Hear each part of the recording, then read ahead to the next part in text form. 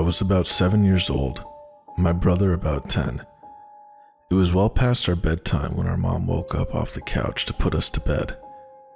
Our dad worked construction out of town back then, so it was often just us three at the house for weeks at a time. Up the stairs and to the immediate right was our parents' bedroom. Going left put you in the middle of the hallway. Taking another left down the hallway led to my brother's room.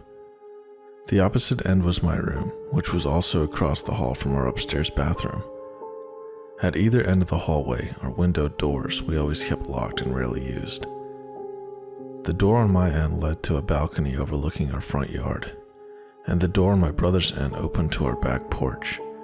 The house kind of leans into a small hill. My brother and mom both had a habit of waking up in the middle of the night to use the bathroom. I only knew this because I was always a light sleeper and they just couldn't help flushing with the door wide open. This night, however, my brother stopped on his way to his room and came back towards the bathroom. I'm gonna try to pee before I go to bed. The past few nights I've been too afraid to walk to the bathroom. I keep seeing a man wearing stripes at the end of the hallway.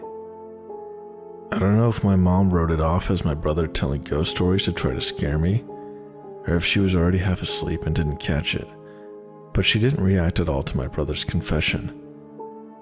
I, on the other hand, was terrified by it. The fear of seeing a ghost like that at the end of the hallway or through the windows is the reason I started running from the stairs to my bedroom at night. Years later, when I was about 18, my mom and I were having a conversation in her car about a dog we had for a very short time when I was little. We were sharing stories about Max's tendency toward destroying my shoes and other unruly behaviors when my mom suddenly blurted out, "You remember that time I opened the front door for the cops and Max ran inside to the kitchen and started tearing open that big bag of dog food we had?" This really caught me by surprise because in all the years I've lived in the house, we never once called the cops. We're a gun owner family in a quiet rural West Virginia neighborhood.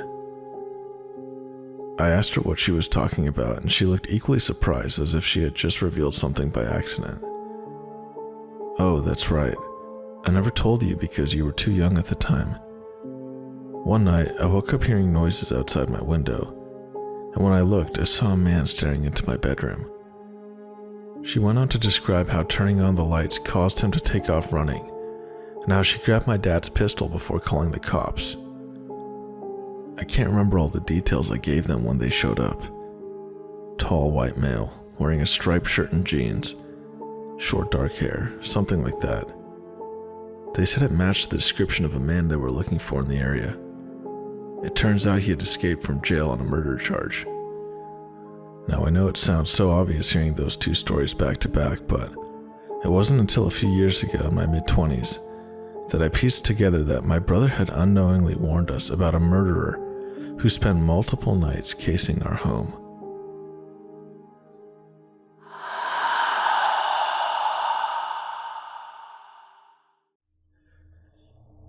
I deliver pizza and I've been having a really busy night, non-stop back and forth without any time to even pause and take a leak.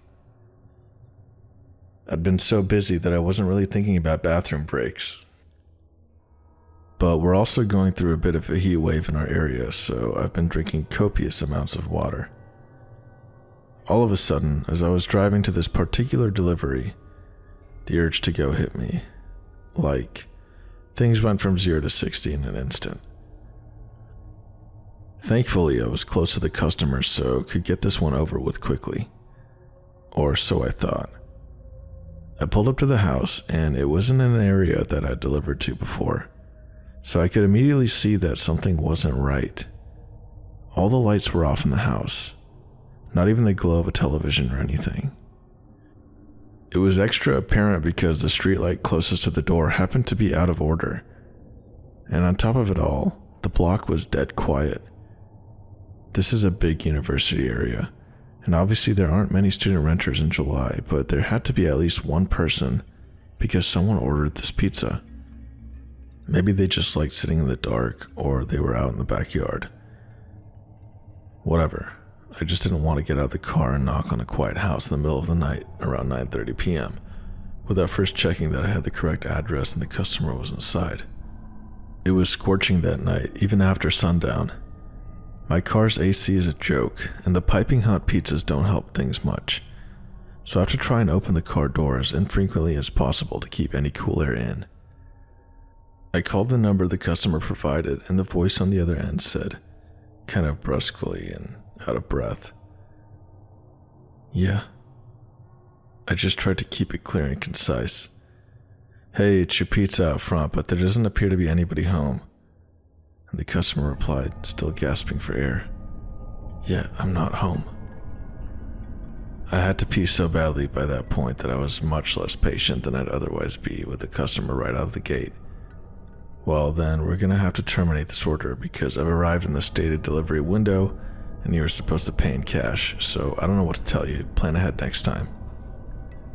I instantly regretted letting my bladder do the talking for me as the voice on the other end came through more clearly as a young, bubbly, and very distraught girl who couldn't have been older than 20 or 25. "Oh my gosh, I'm so sorry. I was running down the street so I barely could hear you," she cried. "I just switched you out of my AirPods. Is that better? Sorry, I completely lost track of time at work, but I knew you were coming. That's why I'm literally running home right now. Please don't leave. I'm starving and I don't have a car. Seriously, please don't leave. 5 minutes tops, okay?" I know what it's like to be hungry and running late and have no car but not live near any restaurants. Plus, when I heard her voice, I began to remember more specifically having delivered to this place a couple times before, and she'd always been perfectly nice. Now I felt bad for snapping at her.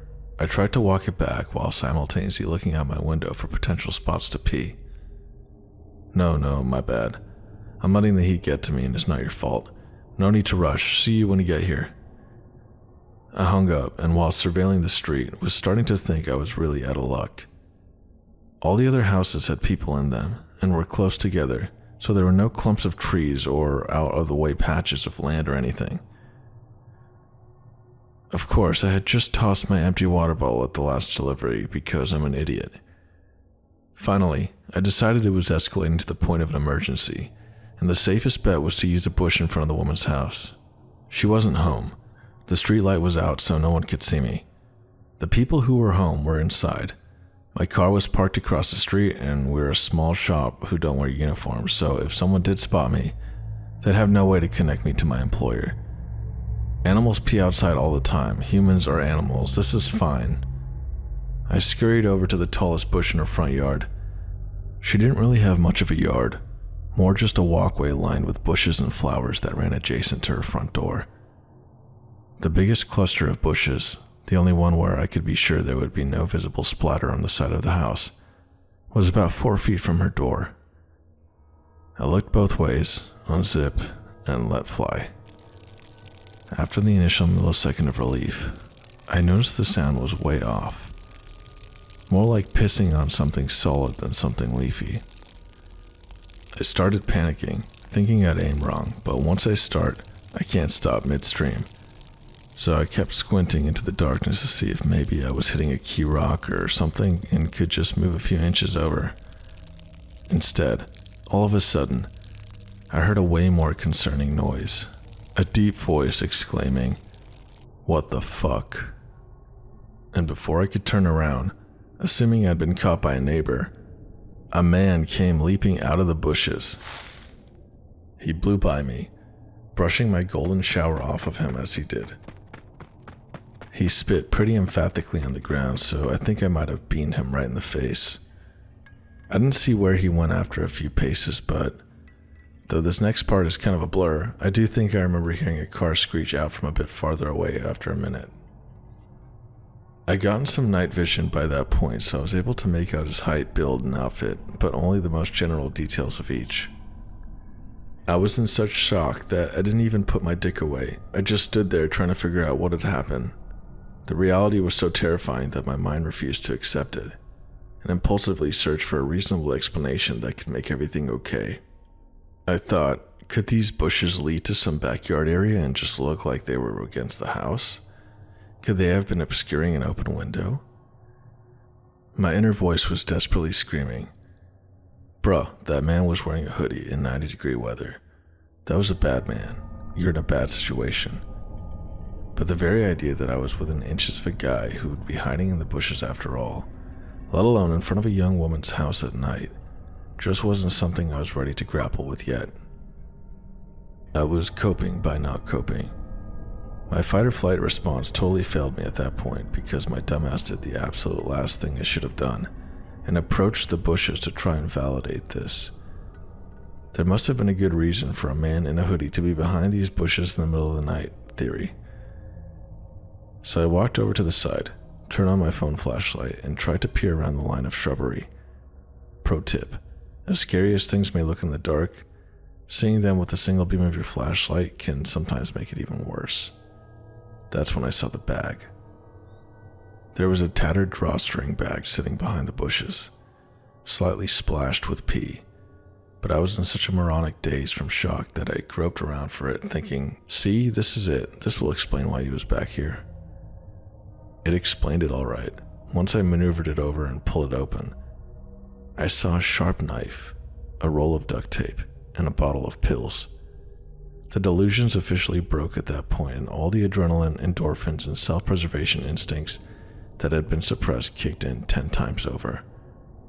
I became whatever the opposite of dazed is, more laser-focused than I have ever been in my life, with one singular goal: get back to my car. I dropped the bag, booked it across the street, got in my car and slammed the pedal to the floor before the door was even all the way closed. I went as far as I could, as fast as I could, until I hit a red signal. Then I pulled off to the side and realized I shouldn't be driving any more than necessary in the condition I was in. I pulled into the parking lot of a 24-hour drugstore and took a deep breath. I was finally calm and coherent enough to zip up and formulate a plan of action. My first lucid thought was, who do I call first, the police or the girl whose house that was?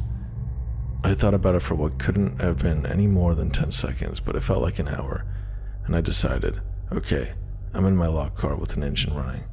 If trouble starts, I can drive away. I know something's up. She might not. She needs to know not to keep walking in that direction. But as I was dialing her number, it occurred to me, what if there was no girl? I thought I remembered delivering to that house before, but what if I was wrong? What if the girl on the phone was just a decoy to get me there to rob me, or worse? Every pizza guy on the planet has seen the Evil Genius documentary by now, so I thought, she called me all out of breath, she wasn't home, the whole thing was off, can't risk it, I'll start with the cops. I called 911, the operator was very helpful in keeping me calm, because I was in a complete wreck by this point. He kept assuring me that someone would be there soon. I kept telling them they had to get here before the girl did, but I was trying to express 3 thoughts at once and really damaging my own credibility. It came out more as, you've got to save this girl because he wasn't after me, I was just delivering pizza, unless they are after me, in which case there might not be a girl, but I talked to one on the phone, so then you should find that girl because they used her to lure me there. But if she's real, she doesn't know about the guy who was also real, and there could be more guys if there's actually a girl. And you know what? Even if there isn't a girl, there might actually be more guys. I only checked one part of the bushes, so I don't actually know. But we'll know which guy is the one I saw because I pissed all over him, you know. I didn't mean to. This was back when I thought the girl was real but not home. But she might not be real, so you really need to find her if she is because the guy was real. Finally, they basically just asked me to stop talking and stay on the line. But this was when I saw an incoming call from the customer. I couldn't answer it without disrupting my 911 call, so I just ignored it. But then she sent me this text like, hey, I'm here, don't see you. I told 911 she was there, and they said officers were only minutes away. But who knows how long that meant, especially after I'd given such a scattered account of the events in my panic. I just felt overwhelmed with guilt, because my rational mind said the odds of her being a decoy girl for some large scam targeting pizza guys were low, and the odds of her being the intended victim of a predator were high.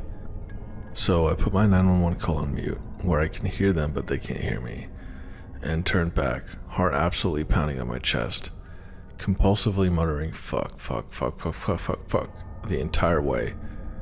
Then I took 911 off mute and told them I had returned to look for the girl.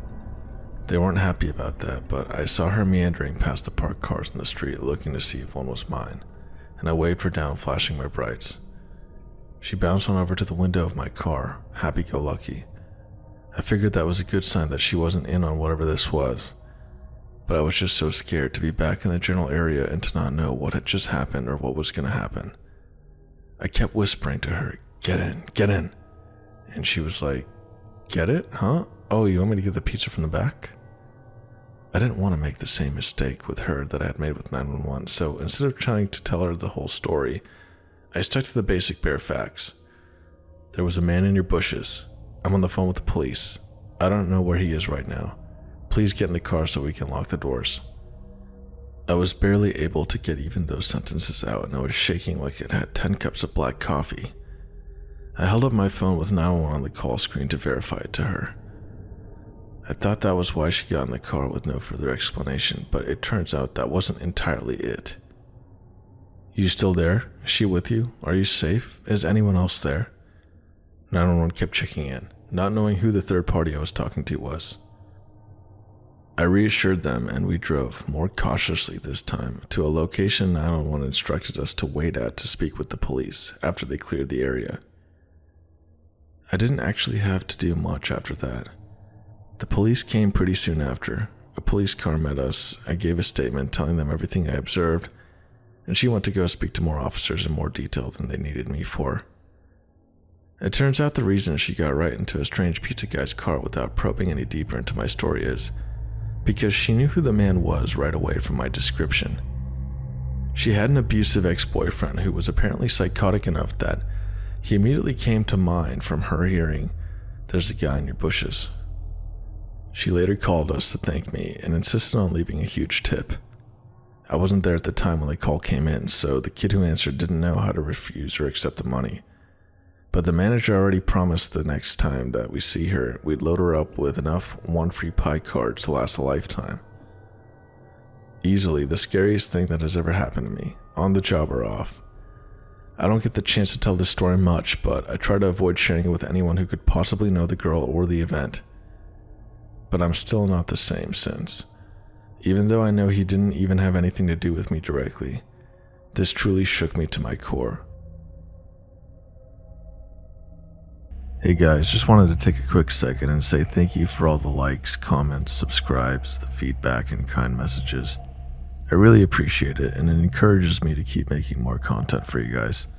I know originally I said I was going to post about 100 videos this year, but I feel more motivated to go even beyond that because of you guys. So if you're new to the channel or haven't done so yet, please hit that subscribe button and that notification bell to get updates on my newest videos. Thanks again.